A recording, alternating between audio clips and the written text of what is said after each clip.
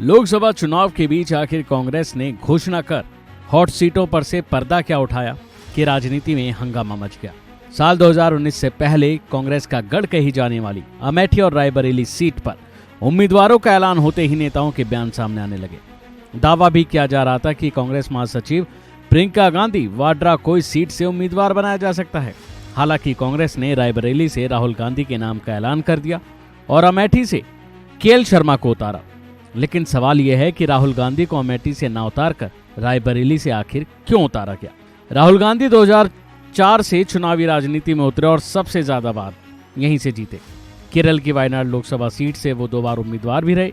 Amethi Lok Sabha seat से 2004, 2009, 2014 में राहुल गांधी ने जीत दर्ज की, लेकिन 2019 में उन्हें बीजेपी की प्रत्याशी स्मृति ईरानी से हार मिली।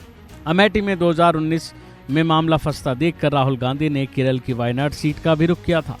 वहां से उन्हें जीत मिली और इस बार वो वायनाड से चुनावी मैदान में है। हालांकि इस बार उन्हें इस सीट पर माकपा से भी कड़ी टक्कर मिल रही है, जिस वजह से कांग्रेस राहुल गांधी के लिए रायबरेली को सुरक्षित मान रही है। अमेठी से राहुल गांधी क्यों नहीं लड़े ये तो आपको मालूम हो गया होगा, लेकिन राहुल गांधी को रायबरेली से क्यों उम्मीदवार बनाया गया ये भी आपको बता दें। दरअसल साल 2019 के चुनावी नतीजे देखें तो लोकसभा चुनावों में रायबरेली ही एक ऐसी सीट थी जिसे कांग्रेस ने यूपी में जीती। बीजेपी की तेज आंधी भी रायबरेली में से नहीं हिला पाई। अब इस सीट को लेकर कयास लगाए जा रहे हैं कि राहुल गांधी की उम्मीदवारी से उन्हें फायदा मिल सकता है।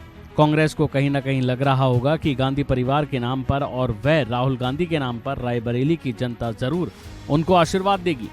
इस सीट पर अगर इतिहास देखें तो कांग्रेस की परंपरागत सीट दिखाई पड़ती है। रायबरेली लोकसभा सीट 1952 के चुनाव के बाद से सबसे अधिक बार गांधी परिवार के पास रही।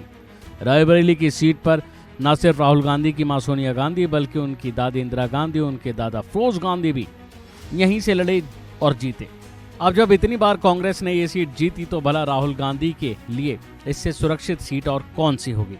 ऐसे में पूरे उत्तर प्रदेश में कांग्रेस के लिए इससे सुरक्षित सीट शायद ही और कोई हो।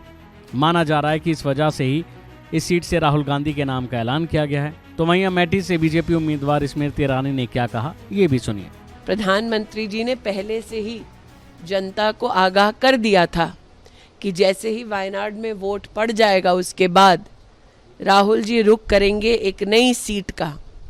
प्रधानमंत्री के शब्द साक्षात आपके सामने धरा पर इम्प्लीमेंट होते आप देख पा रहे हैं। इसलिए आज मैं प्रधानमंत्री जी के उस स्वर को पुनः आपके सम्मुख प्रस्तुत करती हूं, जब उन्होंने कहा कि कांग्रेस का शीर्ष नेतृत्व आज चुनावी रणभूमि से मुंह फेर रहा है। अभी के लिए फिलहाल इतना ही। खबरों में बने रहने के लिए देखते रहिए वन इंडिया हिंदी।